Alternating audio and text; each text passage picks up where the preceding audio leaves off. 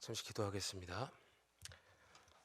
하나님 아버지, 사랑과 은혜를 감사드립니다. 특별히 고난 주간 동안 예수 그리스도의 십자가를 묵상하고 그 십자가의 자리에 내가 있어야 하는데, 그 고통과 수모와 수치가 내 것이었는데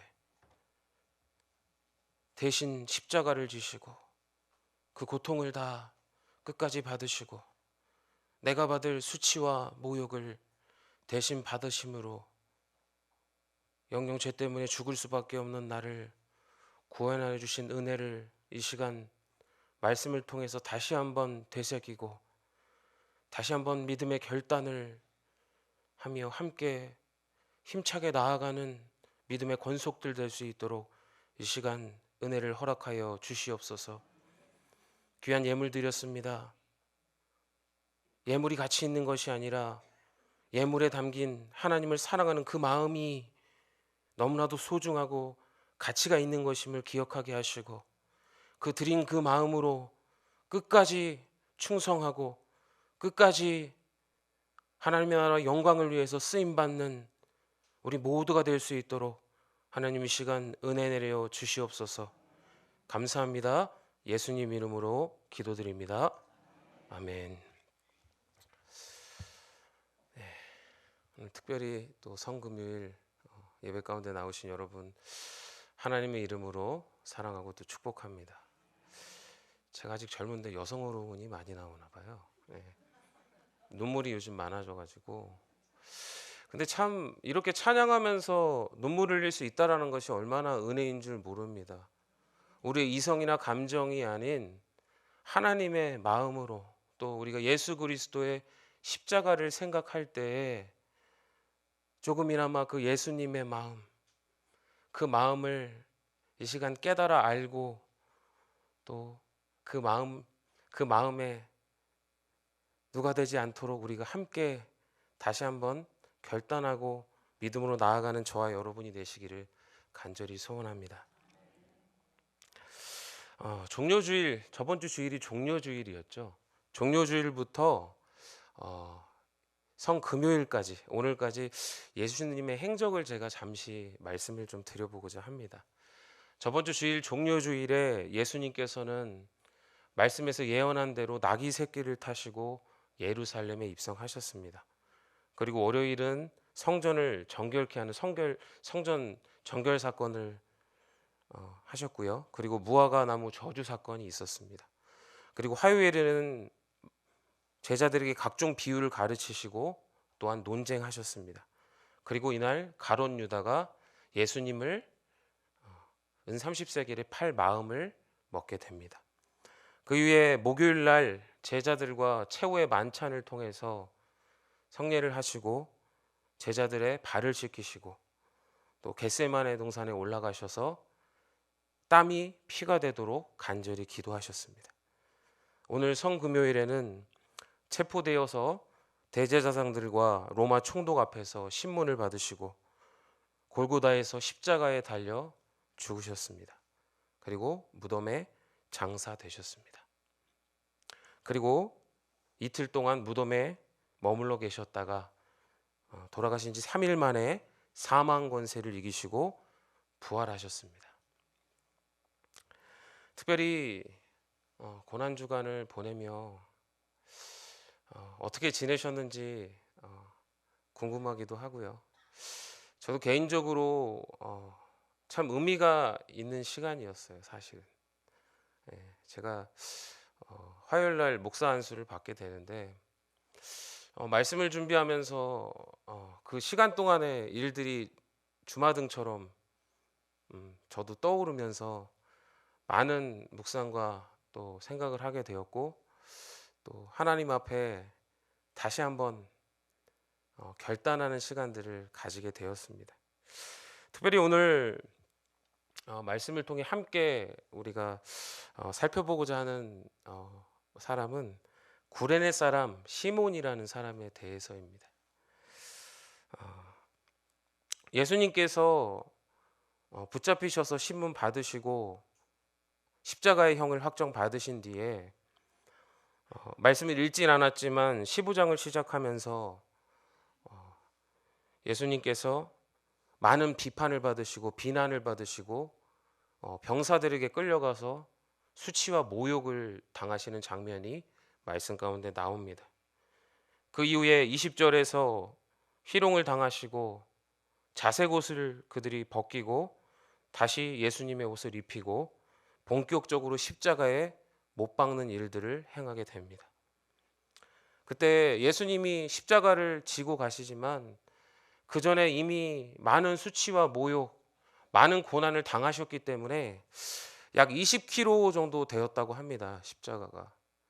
가볍지는 않지만 성인 남성이 들고 갈 수 있는 무게기는 해요. 근데 너무 힘드신 몸을 가지고 도저히 그 십자가를 지고 올라가실 수가 없는, 골고다 길을 가실 수가 없는 그런 상태였기 때문에 병사들은 대신 십자가를 질 누군가를 찾았습니다. 그때 당시 이 로마법을 보면 이 십자가의 형을 받는 죄인이 십자가를 지고 가지 못할 경우에는 이 로마 병사들이 직권적으로 십자가를 질 만한 사람을 택해서 십자가를 대신 지고 가게 했다고 합니다. 만약에 병사들이 지목한 그 사람이 만약에 거절한다면 그 자리에서 죽일 수 있는 그런 권한까지도 부여했다고 합니다. 이 말씀을 보면 이 구레네 사람 시몬이라고 말씀을 합니다. 이 구레네라는 지역은요, 어, 지금으로 따지면 북아프리카 리비아의 수도 트리폴리라는 곳입니다. 엄청나게 거리가 떨어져 있는 곳이에요. 1,400km가 넘는 길을 이 예루살렘에 유월절을 지내러 온 사람이 시몬입니다. 아마도 시몬은 부모님이 이 구레네로 이주해서 그곳에서 태어난 사람 같아요. 그리고 우리가 흔히 부르는 이 디아스포라 유대인이었습니다. 예루살렘을 떠나서 세계 각지에 흩어져 있지만 하나님을 향한 신앙을 가지고 있는 유대인이었고요. 신실한 사람이었기 때문에 이 먼 거리를 여행해서 6월절에 예루살렘으로 왔습니다. 하지만 아무래도 외국인이잖아요. 예. 이러한 상황을 인지를 못했던 것 같아요, 시몬은. 그래서 무슨 일이 있는가 하고 가까이 가서 지켜보다가 병사들의 눈에 띄게 되고요. 이 말씀의 표현대로 이 시몬은 억지로 십자가를 지게 됩니다. 시몬 입장이었다면 정말 황당했을 것 같습니다. 가만히 서 있다가 이 죄인들이나 메고 가는 그 십자가를 매게 된 것이죠.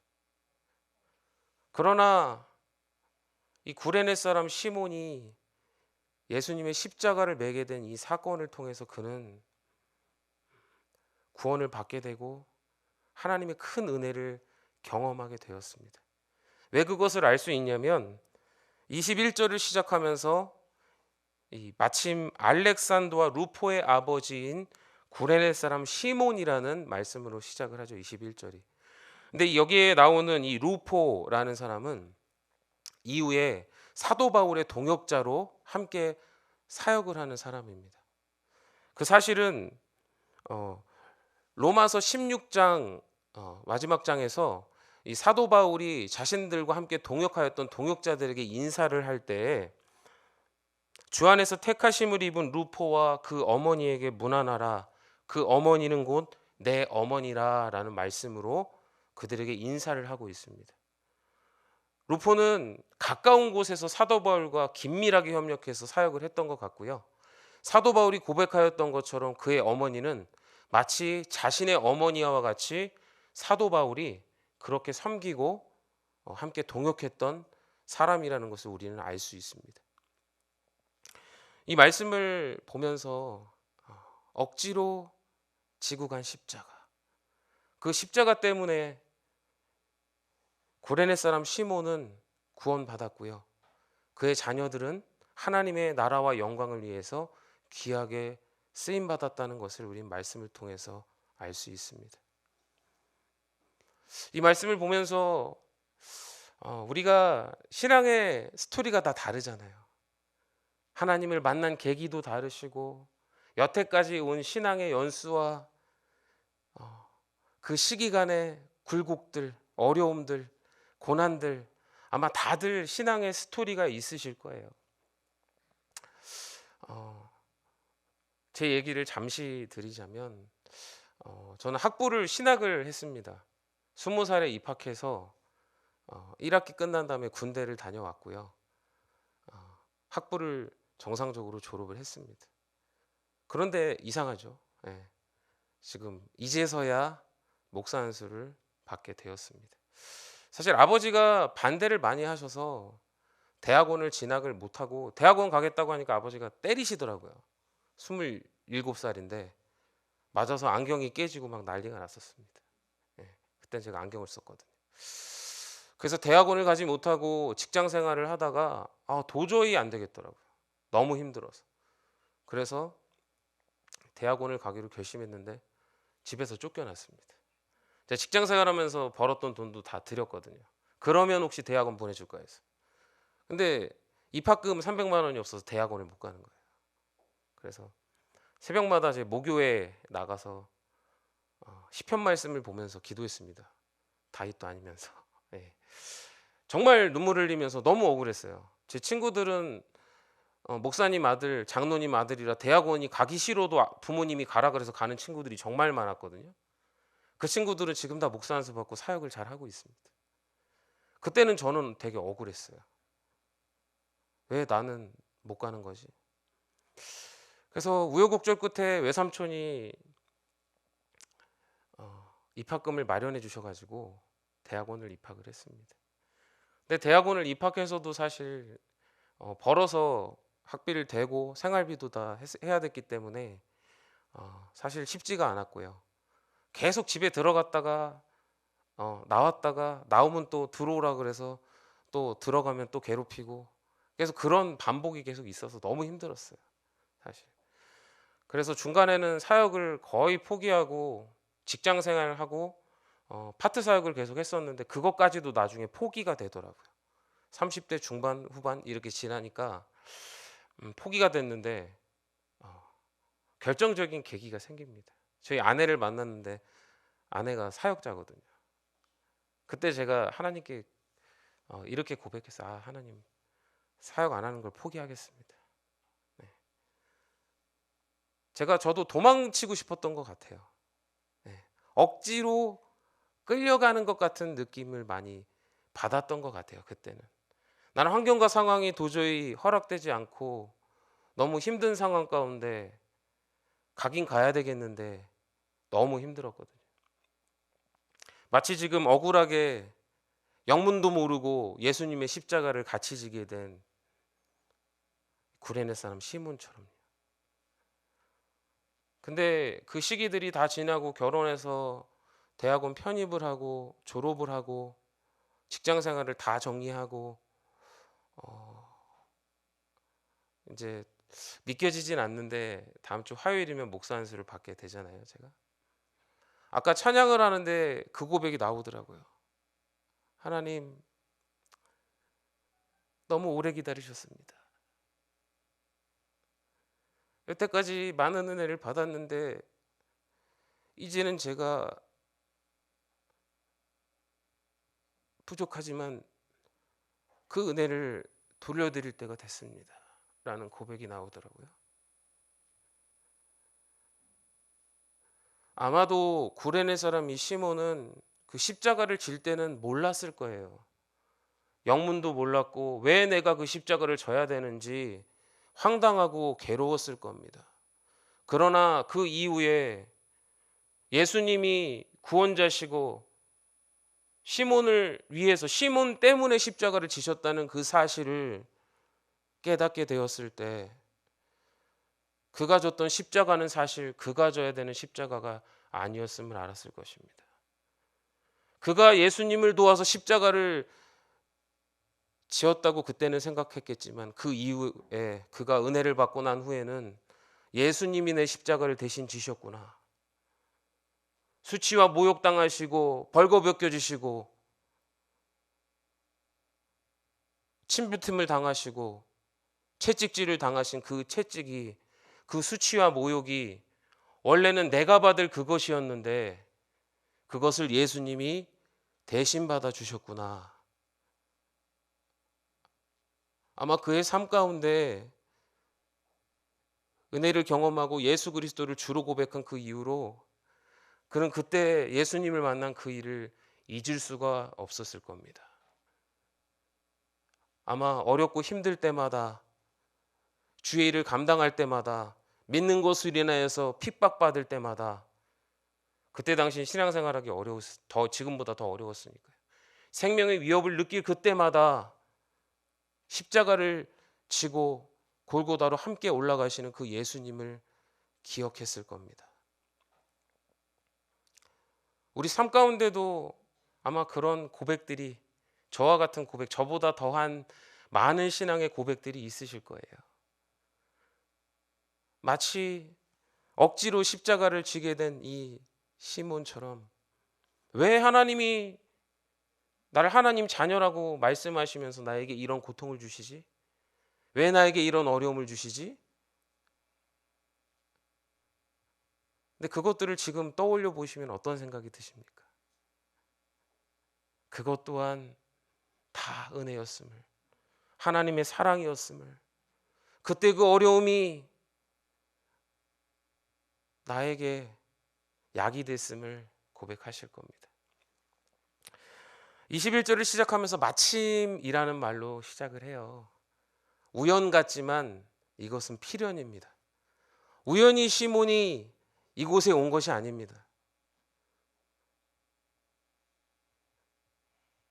이미 하나님은 이 모든 것을 계획하시고 이 모든 것을 작정하셨습니다. 우연 같은 필연으로 그에게 십자가를 지게 한 것입니다. 우리 삶 가운데 예기치 못한 고통과 예기치 못한 십자와 같은 그 어려움은요, 하나님이 우리를 사랑하시기 때문에 주신 것입니다. 예수님이 부활하셔서 예수님의 부활을 도저히 믿지 못하는 도마에게 오셔서 내 손으로 이 창자국을 만지고 이 못자국을 만져보아라 하셨던 그 예수님, 왜 그러셨을까요? 왜 그 상흔을 몸에 남겨두셨을까요?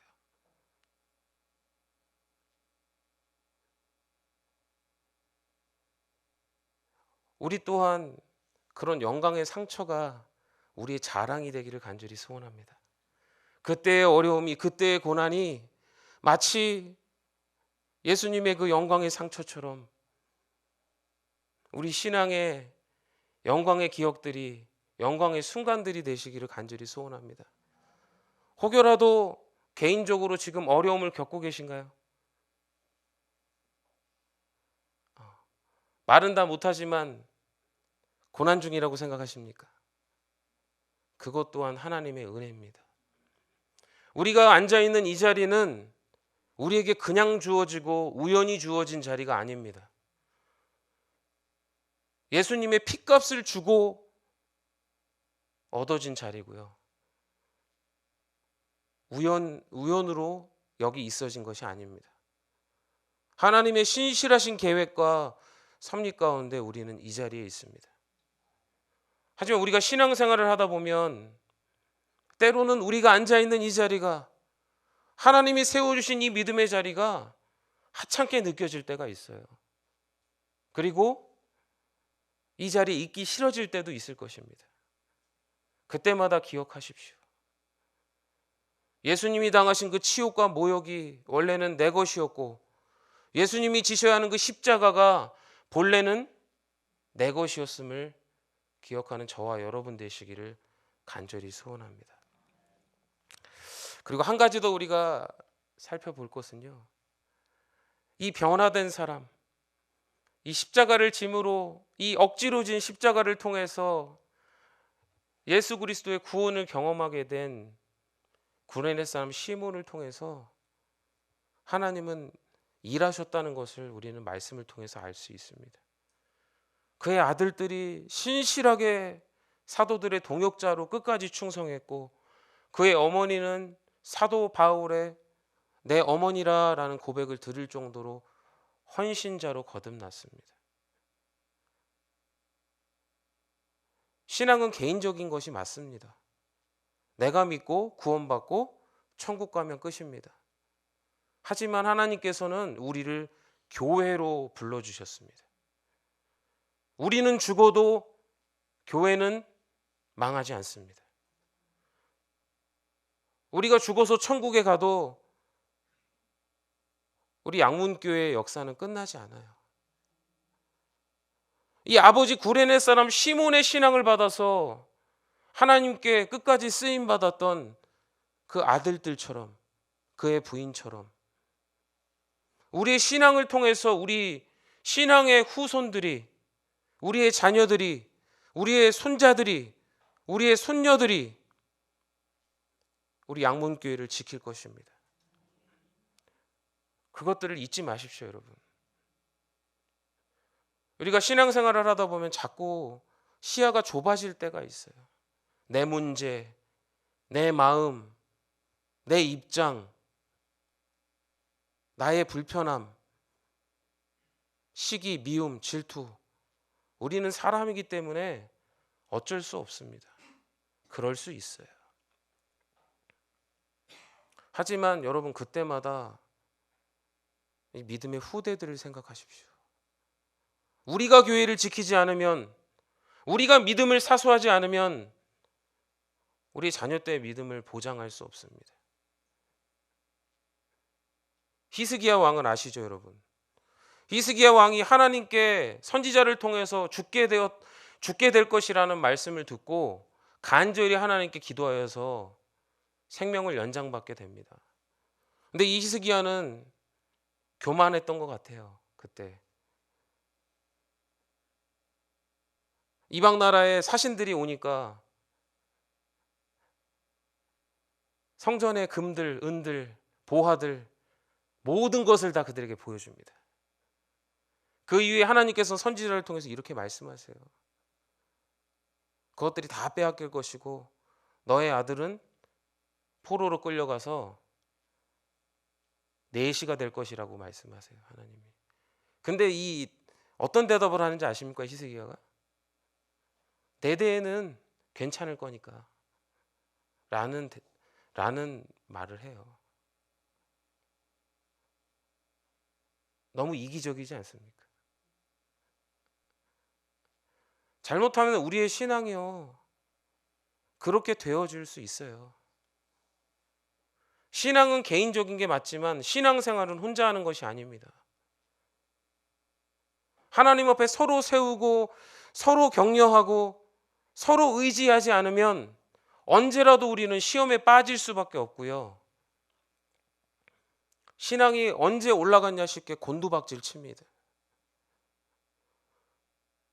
하나님 우리를 교회를 불러주신 이유는요, 우리의 연약함을 아시기 때문이에요. 부디 부탁드리기로는 여러분, 옆에 앉은 믿음의 동역자들을 사랑의 눈으로 바라봐 주십시오. 내 편입니다. 네 편이 아니고요. 부부관계가 아니잖아요. 네. 정말 어려움이 있을 때 신앙의 동지밖에 없더라고요. 함께 기도하고 함께 예배하고 함께 찬양하고 함께 뜨겁게 하나님을 부르는 이 자리에 앉은 우리 모두는요, 하나님의 군사고 믿음의 동지입니다.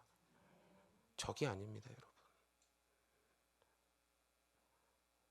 군대에서 이 피와 식별띠라는 거를 줘요. 이렇게 해서 이렇게 군복에다 이렇게 매게 돼 있거든요. 피와 식별띠라는 건 적과 아군을 구분하는 겁니다. 그래서 모의 전투를 막 벌이고 이제 군단별로, 예를 들어 다른 부대별로 막 모의 전투를 하거든요. 훈련을 해야 되기 때문에. 근데 적과 아군을 구별하는 방법이 그거예요. 피와 식별띠를 통해서 아, 저 사람이 우리 편이구나, 저 사람이 적이구나라는 것을 알게 돼요. 신앙 안에서도 여러분, 우리의 적은 누군가요? 마귀입니다. 마귀는 속이는 자예요. 끊임없이 우리를 미혹합니다.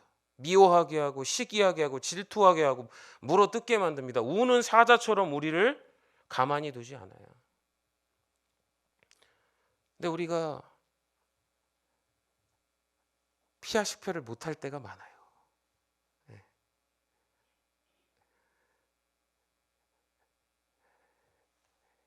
이 구레네 사람 시몬이 그가 하나님을 알고 하나님을 향한 이 믿음의 고백이 그의 자녀들의 삶을 통해서 하나님께 드려졌던 것처럼 우리의 신앙의 고백이, 우리의 믿음이 우리 자녀들에게 고스란히 이어져서 우리 양문교회가 하나님의 사명을 감당하는 귀한 교회 되기를 간절히 소원합니다.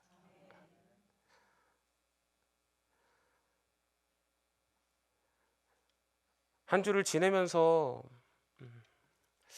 참 고난 주간이 우리에게 의미가 있는데요. 저도 항상 느끼는 건 그냥 일례 행사로 끝날 수밖에 없다라는 생각을 하게 될 때도 있습니다. 꼭 우리 중고등부 학생들 수련회 가면 은혜 받고 오거든요. 근데요, 그게 한 달이 뭡니까? 2주를 못 가요. 예. 여러분, 고난 주간에 받은 그 은혜를 잊지 마십시오.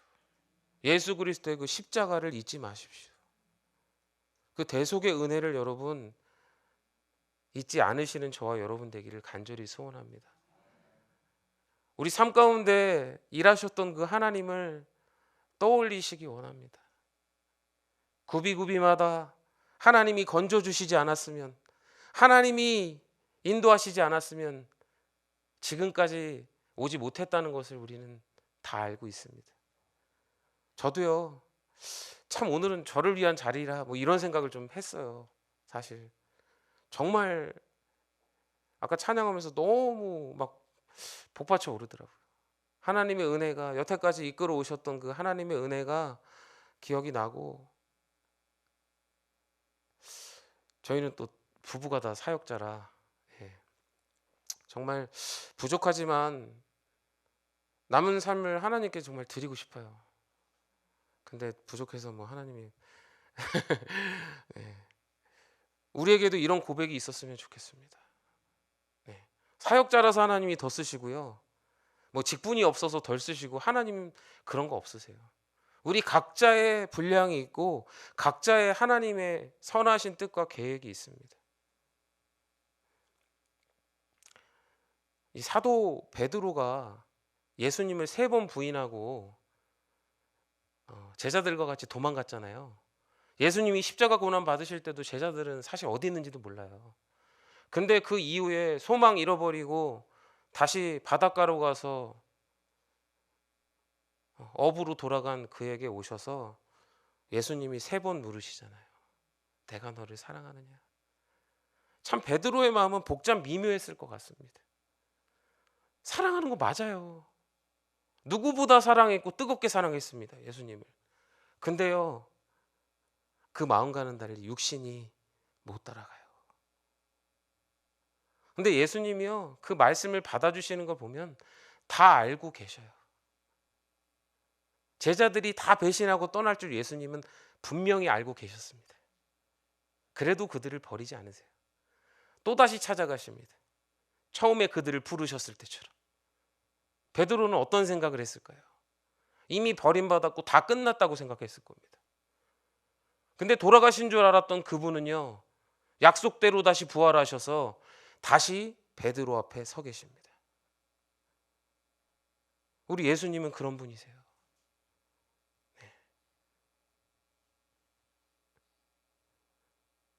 신앙생활 하시면서 내 뜻대로 안 되실 때도 많을 거예요. 저도 그렇습니다. 넘어질 때도 많고요. 심지어는 쓰러질 때도 있고요. 정말 도저히 일어날 수 없을 때 같은 그런 신앙의 어려움이 언제라도 우리에게 찾아올 수 있습니다. 하지만 기억하십시오. 예수님은 우리 앞에 계시다는 걸. 3번이나 부인하고 떠났던 그 베드로, 모든 소망을 다 잃어버렸던 그의 앞에 부활하신 예수님은 서 계셨습니다. 그리고 3번 물으셨어요. 그 이후로 베드로는요 한 번도 흔들리지 않았습니다. 십자가에 못 박혀 죽을 때도 바로 못 박히는 것을 난 도저히 감당할 수 없으니 거꾸로 매달아 달라고 해서 거꾸로 십자가에 못 박혀 죽었던 사람이 베드로예요. 하나님의 그 은혜, 예수 그리스도의 끊을 수 없는 그 사랑을 경험한 사람은요 결코 예수님을 떠날 수 없습니다. 제가 그랬거든요.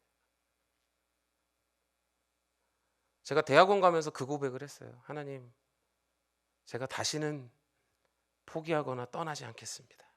그게 2010년도거든요. 2023년도에 제가 그 고백을 다시 한번 기억해 보게 됩니다. 쓰러질 수 있어도, 낭망할 수 있어도 포기하지 마십시오. 하나님은 절대 우리를 포기하지 않으십니다. 하나님은 하나님의 교회를 포기하시지 않으십니다.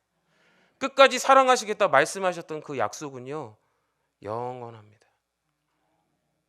인생에 어려움이 있으실 때마다, 고난 가운데 예수님이 우리 앞에 계시고 우리를 지키시고 인도하여 주신다는 그 사실 하나만은 변하지 않습니다. 기억하시고 우리 모두가 이 십자가의 은혜, 이 고난 주간에 각자 받으셨던 그 은혜를 잊지 마시고 십자가의 은혜로 말미암아 승리하는 삶을 살아가는 저와 여러분 되시기를 간절히 소원합니다. 우리가 능력이 있거나 우리가 그렇게 살 수 있어서가 아니라 하나님의 은혜로 가능합니다. 예수 그리스도 한 분만으로 가능한 줄 믿습니다.